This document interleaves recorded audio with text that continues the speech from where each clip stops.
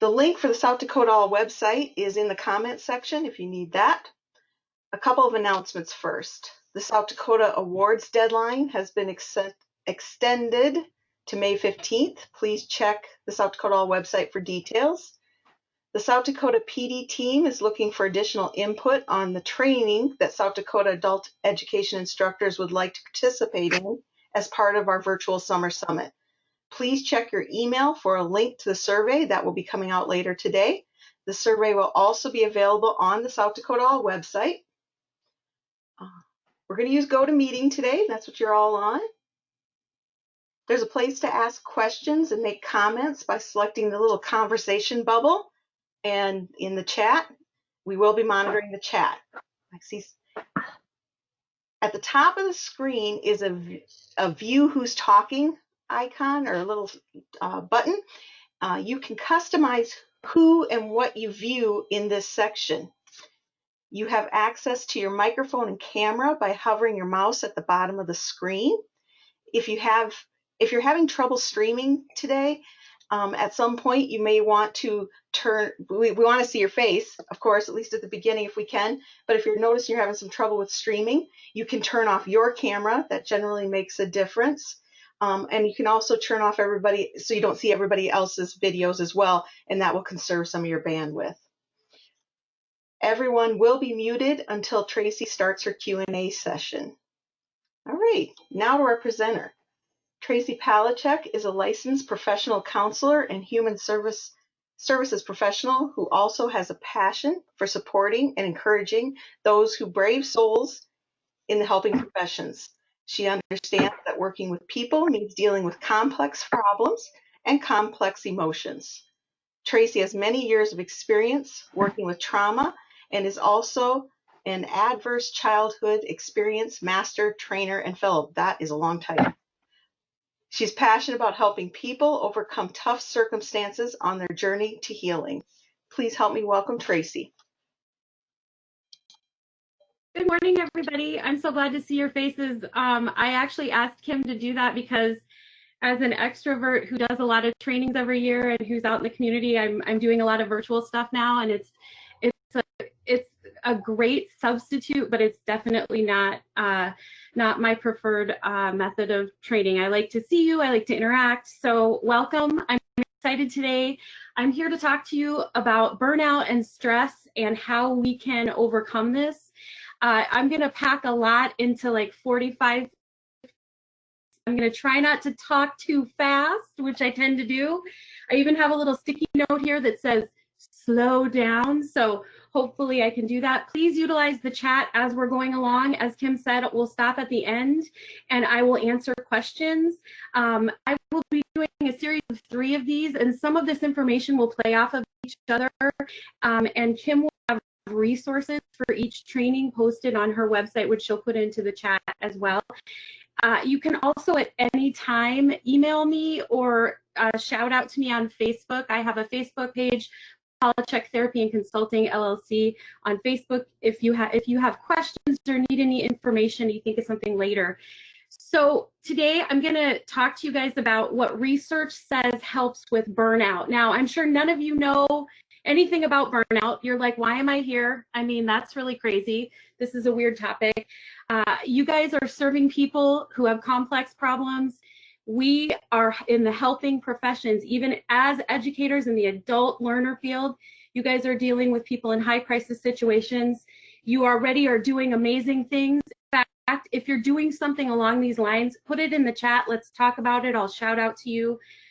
What I've drilled down on today is how you can help yourself. And I'm also going to try to make mention of how we can utilize these things with our learners, although I am going to focus a little bit more on that in detail next week at my presentation. So let's see here. Let's start with the definition of burnout. I like this definition because it has a lot of like psychology words, and don't we like to be challenged about psychology and mumbo jumbo, but it really says that a syndrome of emotional exhaustion. Raise your hand if you've ever felt emotionally exhausted. Hello, all right. I'm feeling that way now, homeschooling, doing work from home, doing teletherapy clients from home. I I think depersonalization is the next one, and that's a fancy word for a coping skill that we use when we are feeling emotionally exhausted is we depersonalize. You've all known those coworkers, maybe it's you yourself, who after a time of working with high crisis students or working with really complex things and not seeing a lot of success, you tend to, as a coping mechanism, depersonalize, meaning you actually step back from connecting with people and connecting with your students and connecting with your coworkers. That's a sign of burnout, because as human beings, we are wired for connection. Our brain is actually wired for connection.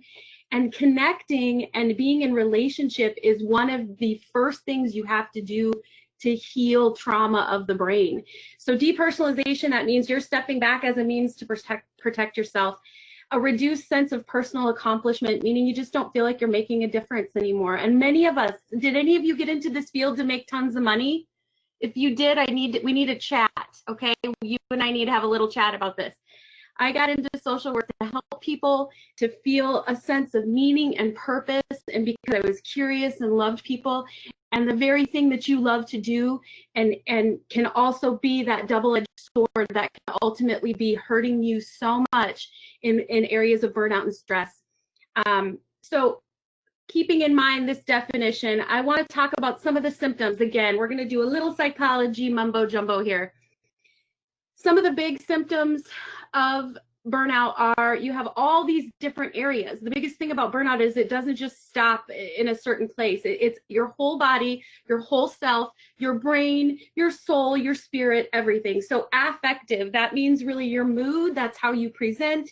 That's how you generally feel. You have a gloomy, depressed mood. You can have aggression and anxiety. We typically see this a little bit more in our male people who are experiencing burnout. They'll often figure out, why am I so irritable? Why am I so angry? They tend to go there a little bit first. And then, of course, heightened anxiety. Everything triggers you. You're trying to avoid anxiety. Cognitive means our brain. You guys are teachers. You're very smart. You know this. Really, it's the studies about how stress and burnout impact our memory alone are amazing. We've had people who thought they were having early onset Alzheimer's, and by the time we got into a medical field to look at this, it was the amount of toxic stress in their life. It was the absolute feeling of burnout, of depersonalization. They couldn't remember things. Again, hopelessness. You're going to have physical complaints. I worked with a coworker for a long time, and she was a veteran in the field when I was starting out in trauma, and I was in my 20s. And back, 20 some years ago, what we knew about trauma, what we suspected, we're now seeing proven by research. But back then, when you said you were burnt out, they said, well, just eat right, just exercise. And I'm like, I don't even like to exercise when I'm feeling great. When I'm feeling terrible, I really don't want to exercise, right? But what we know about this is I spent a ton of time in the ER with neck and back issues, which later was determined to be stress related. I just held all of that into my body and didn't know a way to really get it out. And nobody in the field at that time was telling me how to do that. I had a coworker who'd been in for a long time who said, I think you're stressed out. I think this is impacting you. And I think it's coming up in your body. And I thought, what? That's so silly. And of course, now she was a genius. Looking back, you begin to behave in ways that reduce stress. So if you are in your classrooms, you're seeing yourself being sick. You're seeing that dreaded going to work. Have you ever kind of gripped the steering wheel on the way to work going, I don't want to be here. You get sick a lot. You might be relying on substances. That glass of wine is turning into 2 glasses of wine. You're relying on things. If you're noticing yourself escaping, this is a sign. And again, motivational. You just don't have it in you. You just don't feel that spark as often. You just don't want to get up every day and innovate and create. And that's what we do. So that's a huge sign. That's actually often the first sign. When things become routine, when you just stop looking for the wins, when you just start seeing all of the negatives, again, big sign of burnout. What do we want instead of burnout? Well, I like this definition of a culture of wellness. And this was a study that was done by Young and Lambie, and they studied high school counselors, school counselors. So one of the reasons I like this is that school counselors, you guys remember, they actually go through the same amount of training as I did as a therapist, a mental health therapist, getting your master's degree in counseling. And then they go into the school setting where they then are not allowed to really counsel people. They're actually, in our modern world, they're required to do testing. They're required to do sex ed. They're required to run the PTA night. Like they wear all these hats that they weren't really trained for. And there was a lot of what we call role confusion, because they thought they were going to be doing something and then they ultimately weren't doing something.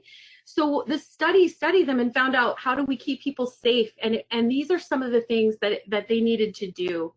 One of the things here, and I'm going to move this so I can read this here. A recent study suggested that a culture of wellness includes collaborative management. What does that mean? It means you have to have a boss that's not terrible. Okay? Now, we don't have a lot of control over that, right?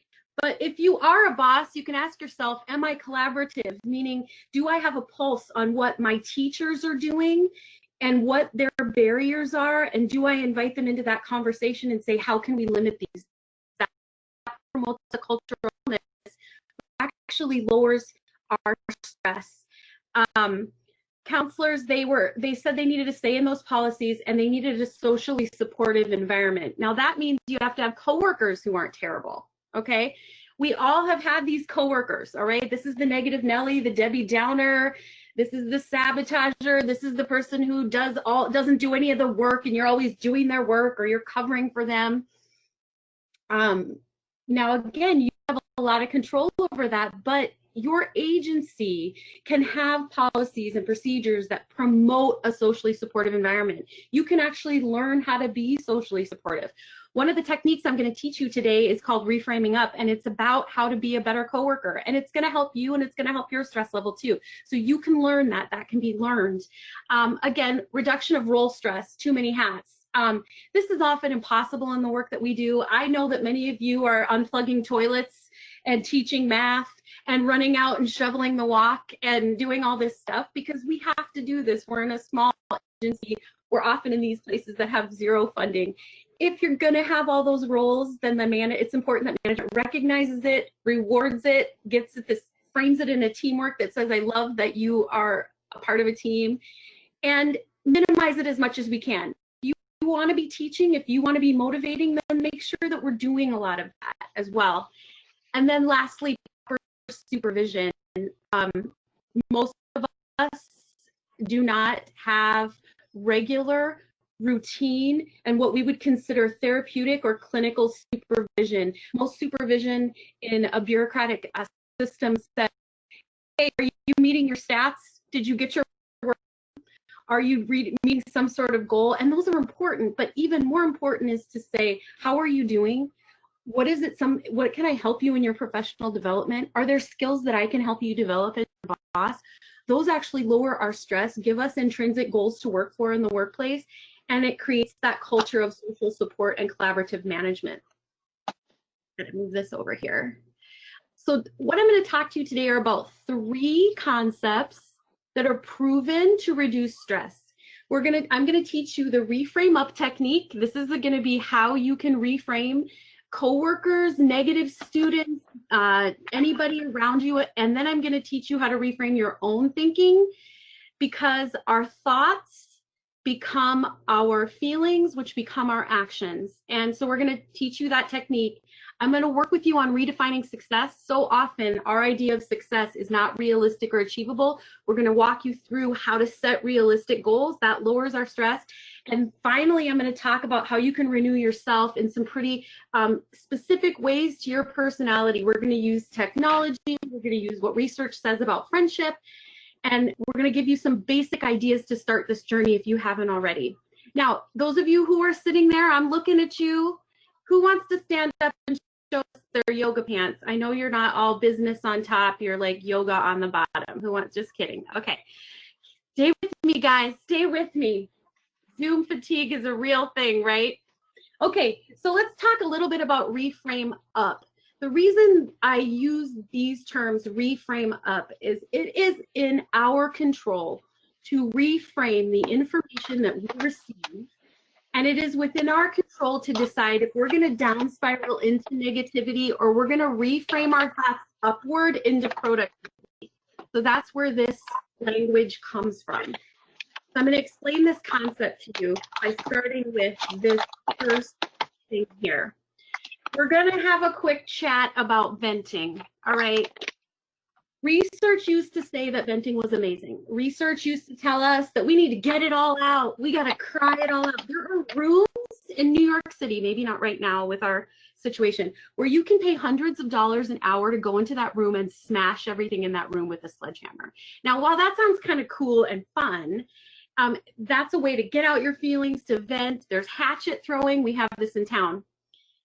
What research tells us about venting is interesting. There is a study called Bushman's Hot Sauce Study, and this study is an amazing study. You guys can actually Google this. It's probably, Penn and Teller does a really funny reenactment and kind of a documentary on this, the Bushman's Hot Sauce Study.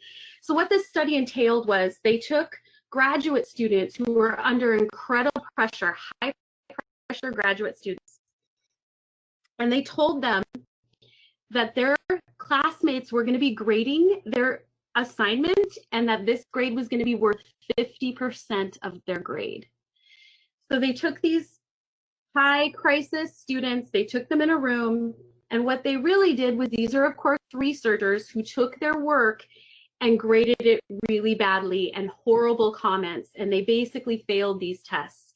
And then they brought them their results in this lab, and they said, they gave them a moment to absorb this.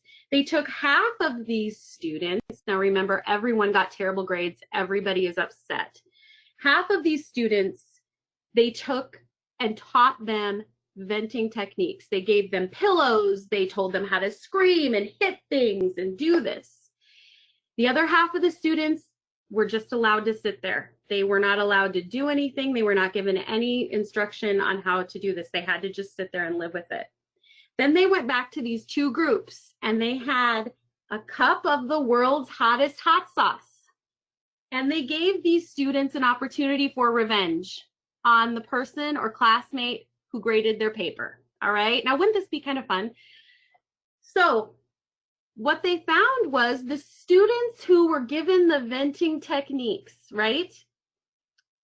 They were allowed to fill this cup up as high as they could with this hot sauce, and those researchers were going to make them drink it, make whoever graded their paper drink it. Those who had the venting techniques, the hitting the pillow, the screaming, filled the cup to the top over 60% of the time, okay? Those who had to sit with their anger and their frustration and calm down, much lower percent.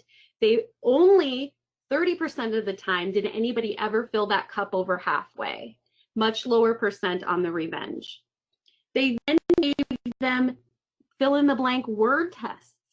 They had to say, I feel blank. When something happens, this happens. Those who were doing the venting techniques, the screaming, the raging, the pillows, were far more likely to use attack and negative words like rape, kill, hurt, okay, than those who were asked to sit with their rage and anger. Fill in the blank was the same way. And what does this study tell us? It confirms what brain research tells us, that venting on a regular basis in particular actually increases our stress, it increases our angry thoughts, it distorts our cognition to be negative and all that way. Now let's deconstruct this a little bit. We've all known coworkers, we've all known students who have anger issues, right? If you consistently deal with adversity by activating that parasympathetic nervous system, you will create pathways in your brain that will make it very efficient to go there all the time and make it very difficult for you to self-regulate, meaning calm down. So we don't advocate venting as a good technique. We advocate emotional regulation. And when you're working with students and when you're working with yourself, are you getting angry? Are you getting rageful about something small over time? The more you entertain that and the less you calm down, the more your brain will go there as a first resort. So what can we do instead? We're going to learn this reframe up technique. We're going to reframe our venting by spiraling up. Now, this technique I'm going to show you is about if somebody comes to you venting, how you can kind of head it off. And then I'm going to show you the cognitive behavioral technique to do it on yourself. Okay. So Karen comes in after dealing with a difficult student and talks to Susie. Karen comes in and says, oh my gosh, if I have to deal with that student again, I'm just going to go insane. She comes in here all the time. She works for 20 minutes, gives up and just walks out. And I drop what I'm doing to try to help her and I can't stand it anymore. Okay. I'm not saying anybody's doing this, Karen, wherever you are. I apologize to anyone whose name is Karen on this call. I'm just using that as a name. Okay. So Susie has two choices at this point. Susie can go, oh my gosh, I know. She did that to me the other day and I was right in the middle of tests. She just expected me to drop everything and walk out and she's so ungrateful. Now, if Karen and Susie do that, they've down spiraled into venting and then they're supposed to be Susie Sunshine and go out and serve the students that they serve because they're super happy. No, they're really, really negative. Their whole worldview then becomes negative for the rest of the day and then they spread that outward, right? Now, what if you could help Karen reframe that up, and how would that look? It would look something like this. We're going to utilize these techniques I have on the screen. Karen comes in, says her spiel. Susie lets her vent a little bit because you kind of want to get it all out, but you're not reacting, you're not encouraging, you're looking there and you're going to say, I'm sorry, it sounds like you're having a bad day, right? You're not going to talk about what she's talking about. You're not going to validate the negativity about the student or the coworker. You're just going to validate her as a person and her struggling because we all struggle. Then you're going to encourage the empathy for those we work with. I know that student you're talking about, and I know that it took so long for her to even come in here to get her GED. I know that she's got 3 kids at home and her sister just got put in jail for meth, and she's got her 2 nieces in there as well. She probably doesn't feel like she has time. She's just really struggling. Words are important. We're going to always focus on the positive and building empathy for our students and our coworkers. One, that's good for us, and it's good for the person you're talking to help reframe them, and it doesn't leave us with those toxic negativity of reinforcing negative behavior in students. Words are important, what we say and how we say them. I'm going to make a little short note here.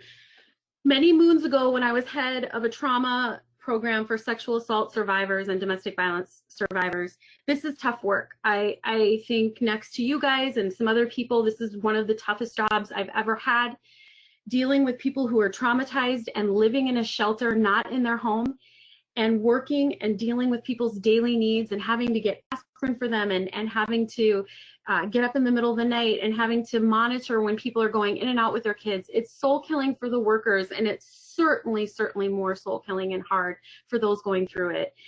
And one of the things I came across one day as I was coming in was I was hearing 2 coworkers talking bad about a client. And I just decided then and there that I was going to have a policy, and I brought them both in and I said, hey, I get that you are struggling and we are going to work on that. I'm going to help you. I'm going to walk you through this, but we absolutely cannot say negative things about clients in this space. And if I hear it, I'm going to have to address it. It's a rule. It's just a rule because we need to be in charge of our thoughts, and we need to be in charge as the healthiest people in the room, even if we're struggling and our job is hard. Imagine if that client would have heard that. Imagine the trauma that would trigger, and imagine, would that help them complete their academic goals in any way? Absolutely not. It could lead them to leave. Many of our students, and you guys know this, have left high school or left because, they rarely say to me, it's because the work is so hard, or it's because I couldn't understand this. It was because I didn't feel wanted. I didn't feel like they cared if I was there or not. I felt like they thought I couldn't do it. And many of them, of course, are always struggling with things at home. So imagine if they were to hear that in passing and overhear that. So I make clear rules about how and what we can say about clients. I think Lori Larson's on this call. I used to work with Lori. She knows that about me, right, Lori? Okay. So back to Susie and Karen. You're going to say and try to build empathy, and then you're going to say, end your little session with Karen with the solution. Karen, do you need 5 minutes? Can I take over for you? What you seem like to be really stressed out lately. What can I do to help you feel less stressed out? What can I do to help you with this? Do we need to talk about time off with our boss? Do you need to work on paperwork for a while and I take over some things? What is it that I can do for you? And if they're resistant, as people are, check in with them and say, what can we do here? Can I work with this person the next time they come in for a while? Because sometimes people trigger us. That's the other thing. And we're going to talk about that in the cognitive behavioral thing. I can have all the empathy in the world, but I have history too. I have history with people and experiences. And sometimes somebody just rubs you the wrong way. And that's okay. Reaching out for help and saying, you know what, this student and I just are not clicking, and I've tried and tried and tried. Is there a way we could switch off and on if that's possible? So you want to end with solution. And then you want to use scripts if necessary. I am a therapist and a social worker for 20 years. Talking is my game, right? So I have loaded in my back pocket things that I say often to people. And as long as I am saying these phrases with meaning, which I do, it's great to have those things in my back pocket when these conversations come up, right? So sometimes we want to develop scripts around difficult situations. So one of the things that I gave you guys as a resource, and Kim is going to link it to the page, is just a list of encouraging scripts. What are some things you can say to this struggling coworker to help reframe them up? We want to spiral them up instead of going downhill. And this is just a list of canned phrases. What you can do with this is keep it, print it out, print your own, use your own language and say it with meaning. I know you're going to get through this. You're an awesome teacher, Karen. We all have been there and struggling. I appreciate you even being open to solutions, those kind of things. You've been through hard things before, you can do it again. It's just a list of those. So that's going to be available for you on the website. We're going to switch now to the reframe up technique on yourself. Now, you guys know about cognitive behavioral therapy, and you can see in this graphic here, cognitive behavioral therapy says that our emotions create our thoughts, which create our behavior. And if we can change our thoughts, we can change our emotions around those thoughts, and then our behavior changes and our mood changes. It's an amazing, amazing concept. I'm going to give you guys a quick rundown on how to do this for yourself. And I'm telling you, this is actually really easy to teach students depending on the setting you have. Sometimes if they have to write a piece or they have to do something and you notice a student that really has some negative thoughts, you might just have them research cognitive behavioral therapy. Say, can you explain this to me in a 2-minute, just in a 2-minute conversation? Have them start thinking about this. And then sometimes you can secretly teach them these things without having to give them all the psychological terms. So let's talk about how we mentally reframe personal and professional triggers. Okay, back to Karen and Susie. I'm going to change this up. I'm going to tell you a personal story. This is a couple years ago. I was working in a poverty reduction program using some research-based methods. And I was working with a gentleman, and again, many of our students, they're high crisis and they are very resourceful. Words are important. Now, there's a big difference, for example, between the word manipulative and resourceful, right? Do we see how we're using words are important here? Now, manipulative can mean really negative things. That means this person's out to get me. I got to watch this person. My radar's on all the negative stuff. And resourceful means, that's totally awesome how they're problem solving in the world they live in, right? So those are important. I had a client, after 20 years of doing this, I'm reframing up all the time. I think I'm rocking and rolling, and nobody is immune. I had a client who he was living at the mission. He had 4 boys, and I want to give you guys just an insight into what living at the mission is here in Rapid City at that time. If you were a male, you have to stay in the male side. And the only part that you could stay in that had families together where you could be with a family was if you were a mom with kids. So if you were a male, a single dad, there's really no place for you. So here he was with 4 kids, the youngest being 6. They were ages 6 to 14, lost his house, homeless, having to sleep in the mission on the men's side, meaning with all the single men, no way to really keep your family together in a room. You're all out in the open. It was very stressful. You don't get to stay there and hang out and help your kids with your homework if you're at the mission. You have to be gone during the day. So he's trying to shuffle them around, getting them places. He's really, really struggling, and he's trying to work and find a job. Now, this guy was just resourceful as all get out. By the time he got to me, he was telling me about everybody he had talked to and what he was going to do. And he was just jaded and hard. And I'm used to that. Poverty is difficult and tough. But as we're talking, he goes, I was doing my best encouragement, guys. I had all my words of encouragement out. I had my encouraging scripts. I'm like, you've done hard things before. I'm like, meaning this. And he just deadpans looks at me, and he's not connecting with me. And he just goes, stop right there. What I really need you to do, because I know you know this doctor that I met at this fundraiser, I need you to call her and convince her to pay for my rent for several months. That's what I need from you. And I was like, I got really triggered, guys. Instantly inside my head, I was like, I would love it if somebody would just pay my rent for 5 months. And boy, that sounds like a great thing. Like, you don't have to work for that and blah, blah, blah. And I got really triggered by this. So what did I have to do? First of all, I had to observe that. And that's the first thing in cognitive behavioral technique. You have to recognize that this emotion came up and that it's negative, and that saying it and thinking it is not going to help you. So how did I recognize this? It's the emotional awareness. My technique is I use a big stop sign. If I get triggered like that, I recognize the feeling. I say what it is out loud, because that actually activates the opposite emotional side of my brain, which is the mental clarity, cognitive, intentional decision-making side of my brain that says, I just got triggered here by this client. What am I going to do? Okay.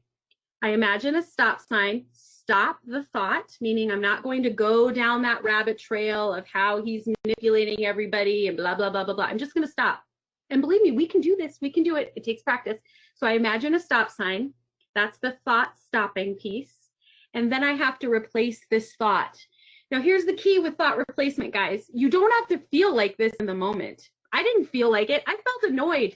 I felt upset. I felt like he wasn't appreciative of what I was trying to do for him. I felt like he was being manipulative. I felt all those feelings, but I need to replace the thought. So what did I say to myself about this client sitting in front of me? I went to my script. And I said, this is a guy that's tired. He's been doing this now for 6 months. He's looking for a quick answer. He doesn't want to connect with me, and I don't blame him, because I'm just another person or obstacle in the way of him getting relief.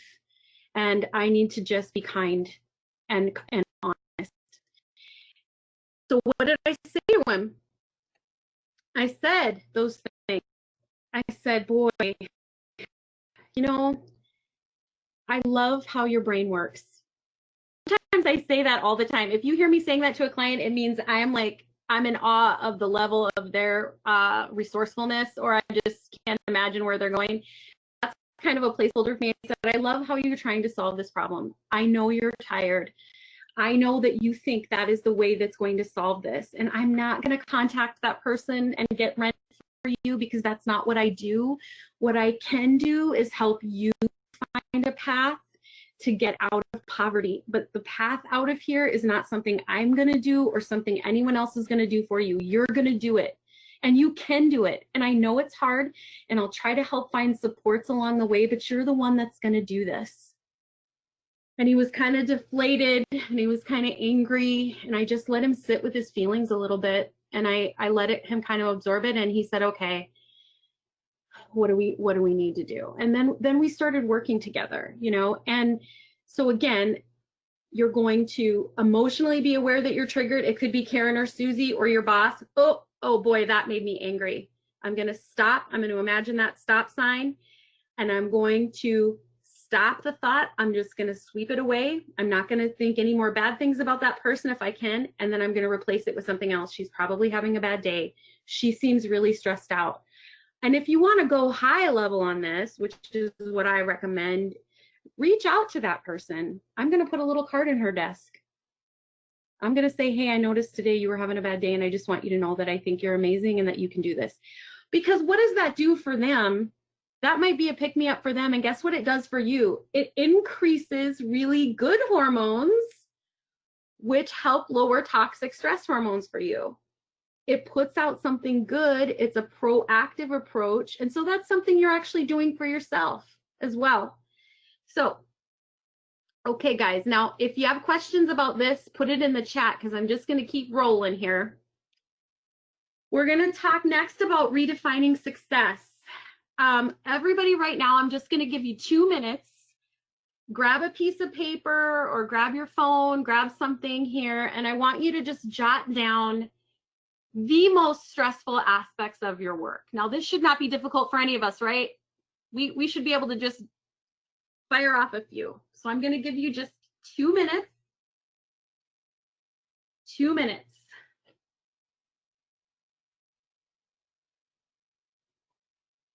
And I'm looking at all of you doing work, trying to see all your faces. I'm scrolling up. I see some familiar faces. Is that Rhonda Leno? Hi, Rhonda. Steph, there's Steph Ritberger. I'm rolling down. Judy, Lori, doesn't have her camera on. Lori, you're in yoga pants. I bet you are.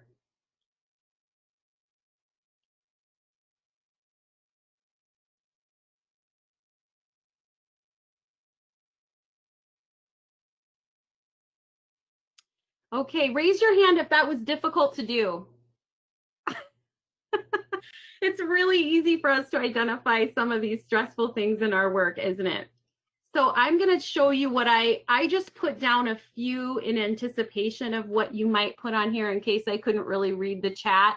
But if you have some I didn't mention, put it in the chat or ask us the question like, how would you reframe this, or how would you handle this stressful aspect in light of what we're talking about today?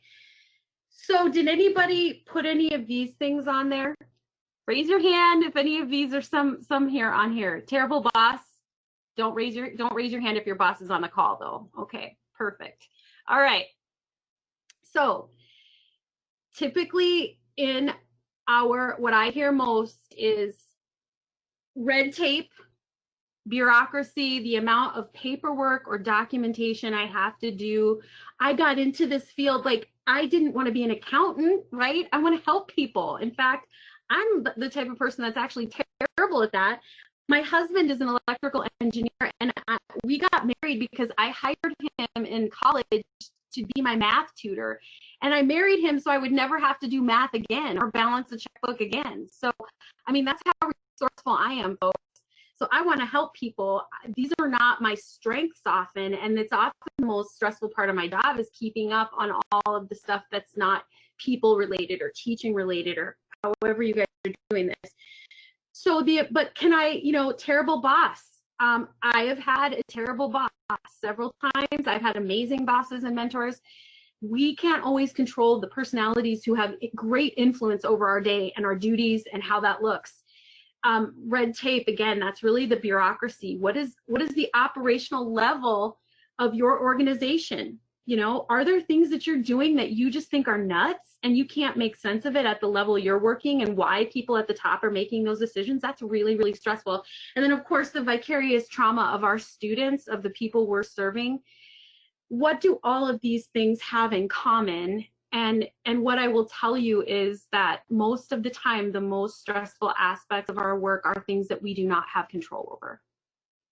We do not have direct control over these things. I cannot decide how many students are coming in. I don't get to often decide my workload.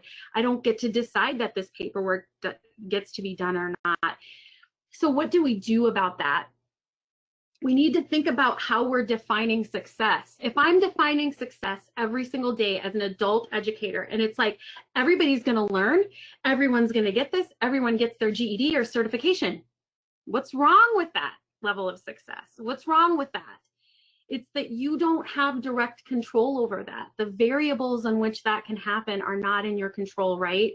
So how do we define success?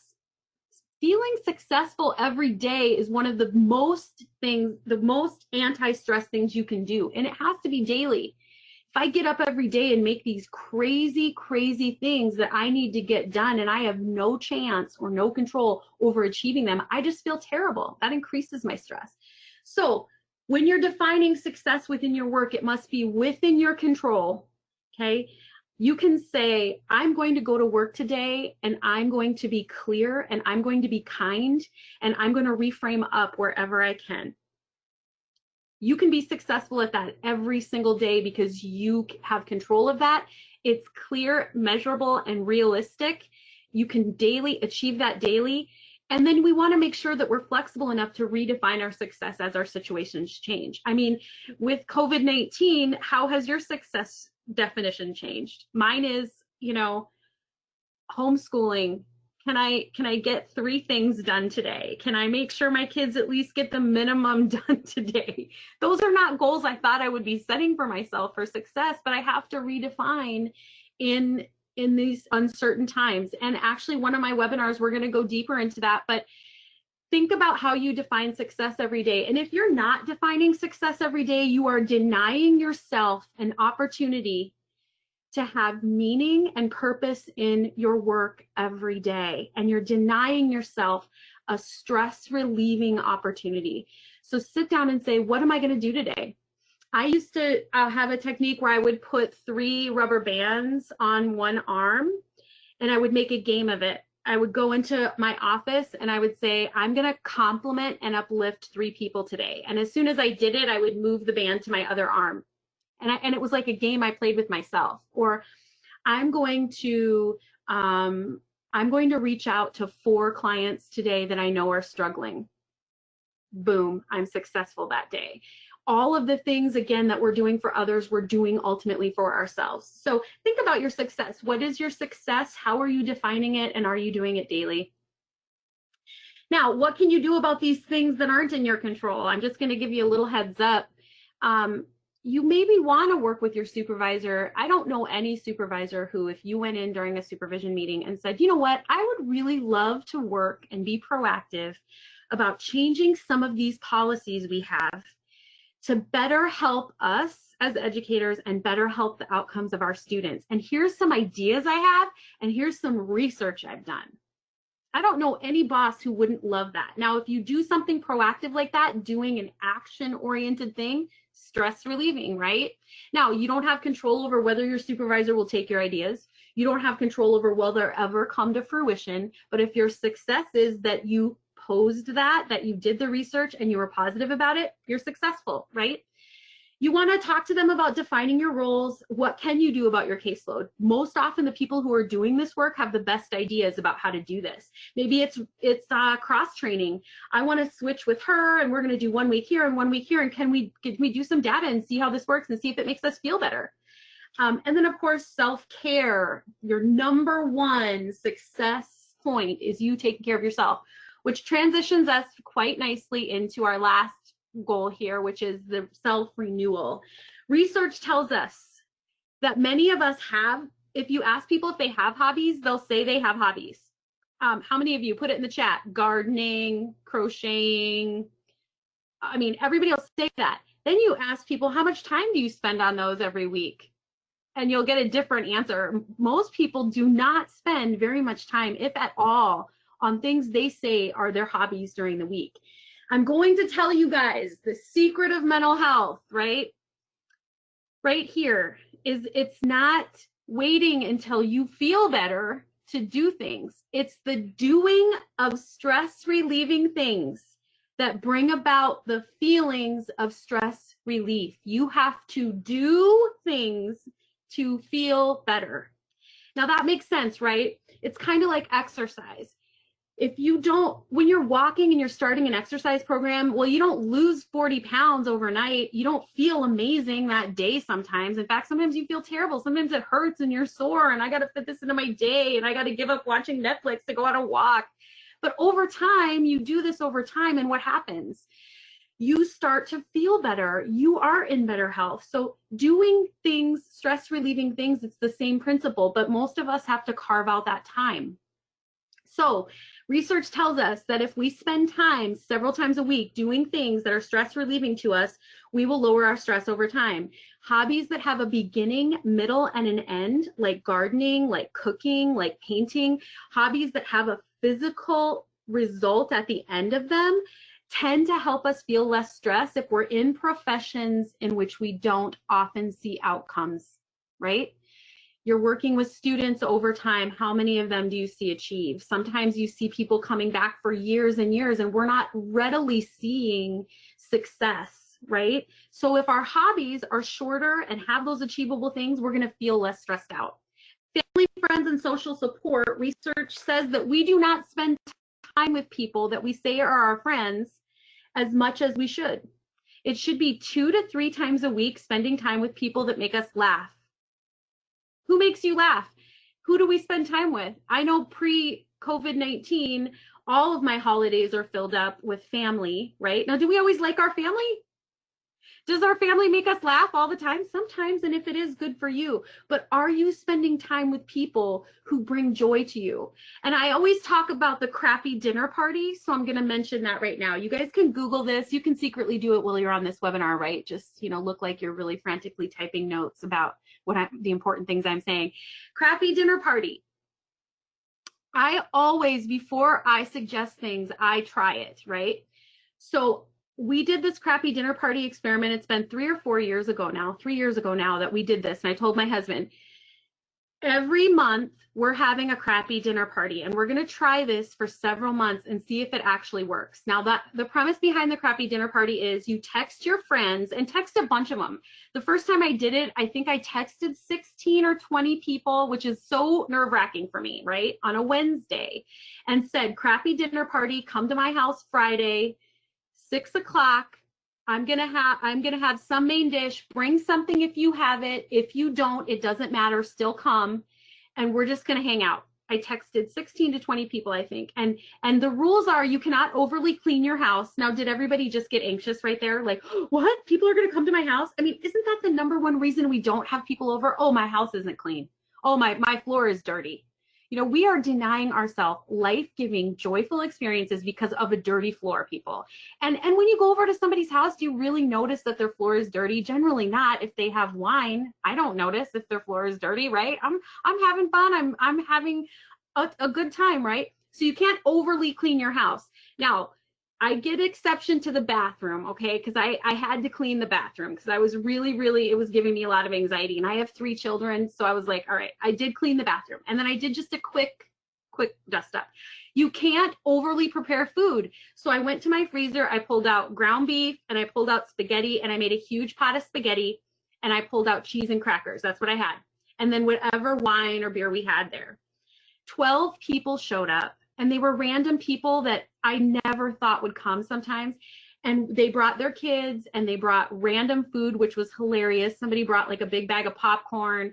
Somebody brought like, I think we had corn that I had to cook or something. Anyway, it was really fun. And guess what? We laughed for 2 to 3 hours. 12 people showed up. We had the best time ever. I hadn't seen some of these people, and I never thought about my dirty floor once. When they left, my husband and I both said, that was so fun. That was so fun getting to see people. So I encourage you to do that. That lowers your stress. I got to go quickly here. I keep rolling on. Gratitude. Research says that if you routinely, and again, you're training your brain, if you routinely locate, identify, and then write down what you are grateful for on the daily. Some people like to do it at the end of the night. They think about their day and what happened during that day and what they were grateful for that day. I actually like to do it in the morning. And I think about what I'm really grateful for right now because it kind of carries me through the day, whatever works for you. What it does is it starts activating your radar to things that are good. That's what it does to your brain. So I actually bought a 3-minute gratitude journal for all my kids during this, and I forced them to do it because I'm their mom and I can force them to do some stuff.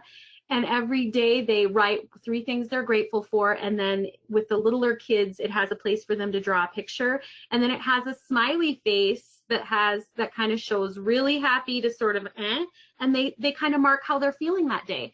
So they're actually developing skills about emotional regulation. How am I feeling and what I'm grateful for? And then last but not least, guys, personal therapy. If you have been struggling, if you are feeling vicarious trauma, it is totally, totally normal in the field that you are in. And if you haven't sought personal therapy before, let me just give you a quick rundown on what it's like. It is not laying on a couch talking about your deepest, darkest secrets, I guess, unless you want to. It's more like talking to somebody like me. It's like meeting a friend. It's like, what do you want to work on? How can I reframe your negative thinking? People like me who are doing therapy are highly trained. We're curious. We love people. We want to see what makes you tick. And we have all kinds of interventions to work with you based on how you like to operate in life. And we offer those to you. And we sit with you. And we listen to you. And we brainstorm with you. And we remind you how amazing you are. That's what therapy should be like. And there are different therapists out there. But if you have any questions about how to find one or what it looks like, you can message me and I'll be happy to help you do that. And there's no shame in therapy. This is something you can tell your students too, because many of our students have trauma and they have no access to therapy and they have no idea what it's like. And it's kind of a middle class construct in a lot of ways. But I tell clients all the time, it's no different than if you get an injury and you go to a physical therapist for a few months to rehab that injury and get back to your normal life. It's the exact same thing, that taking care of yourself and getting through that. All right, quickly, I'm going to go through technology before I do the chat. So if you have questions while I'm going over these apps, now would be a good time to put it in the chat. I'm going to just highlight two apps that I really love, that I use all the time with clients, that I use all the time with people who I'm coaching in businesses, employers, employees, because I think it's really amazing to start utilizing something that calms our parasympathetic nervous system. And our clients, even if they're in high crisis and low resources, typically have a smartphone and love to use it. So this is something we can actually tune on to our students. I'm going to start with this one first, Calm. If any of you have had this, put in the chat what your experience is with it. I love this app. It is a meditation app. It helps with sleep, with anxiety. It does body scan meditations, which again, when we're working with our students, begins to teach them how to lower that anxiety, how to lower their emotional reactivity, right? The cool thing about Calm is that it has different things you can pick from. And if people have trouble sleeping, sleep is very important for healing the brain. And sleep is also very important for you as those people on the front lines. You need to be recharged and healed. You can actually have Matthew McConaughey read you a sleep story in this app. I mean, ladies, you know what I'm talking about out there. That's just worth the price right there, right? You can actually have all different kinds of actors. The drawbacks of Calm are that it is a paid app, so sometimes this isn't accessible for us or for our students. One of the cool things about Calm is that they work with businesses, so some businesses as a self-care thing provide access to this Calm app as a mental health thing for their employees. So I would like to start seeing this done in our classrooms. Wouldn't it be cool if we could get funding to have a Calm app accessed by our students and we could incorporate it into our orientations and we could work with them? I mean, wouldn't it be cool to sit down and you have a student who has just flunked a math test and is melting down and you're saying, hey, let's go over here in the corner and do a body scan with the Calm app. And you pull out your phone and you put in some headphones. And those of you who don't know what a body scan is, it's a gradual progression and relaxation of all the body parts, and somebody will talk you through it on the app. And there, you can do it in as little as 3 minutes. It's really an introductory thing that I teach clients and that I teach students about, because it starts to have them lowering their things. So imagine if you could do that with them before they got back up to do a math test again. The other one is Insight Timer. This is one of my very favorites. Again, dealing with anxiety. These are all apps. These are all people that will walk you through meditations, there's nature sounds, there's going to sleep. It says things like, imagine yourself in a calm place, imagine yourself sweeping away those anxious thoughts. It's that kind of meditation, and it's beginner all the way to advanced. The cool thing about Insight Timer is the free app has hundreds of meditations, of body scans. It has a little area for kids. So this is a really good one for our students because it's free and you can show them how to do it. The downside of this is you got to get inside this app and you got to play with these things and listen to them and bookmark the ones you think are going to be kind of appropriate. So this is one of the things that I hope to do with my consulting with Career Learning Center here in Rapid, is to utilize some apps as a training. And so we could keep you guys posted on how that goes as well. All right, folks, I'm looking at my time. I'm 10:58. I'm just under an hour. I tried my best to do 45 minutes and we went over a little bit. I'm going to go to the next screen here. This is my information. If you guys have questions, there's my email address and my phone number. If you have any questions that you think of after this presentation, and let's go ahead and go to the chat. So Kim, do I need to click out, or can I just click on the chat? I think I can just click on it, right? Oh, you're muted, Kim. Oh, here we go. I'm going to start at the top, guys. I can just click on the chat here. Yep. Okay. So Kim has posted the website links at the top of the chat. You can look at that.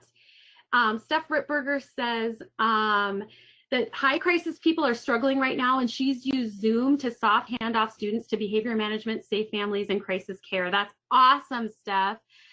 Zoom meetings to help people with unemployment. So really packed resource materials, hundreds of calls, group texts and emails to connect, and set up a student support fund. And Lori has to get those resources out. Yes, I think using technology, and it's so funny, our clients are very resourceful with technology. They have to be. Often they don't have access.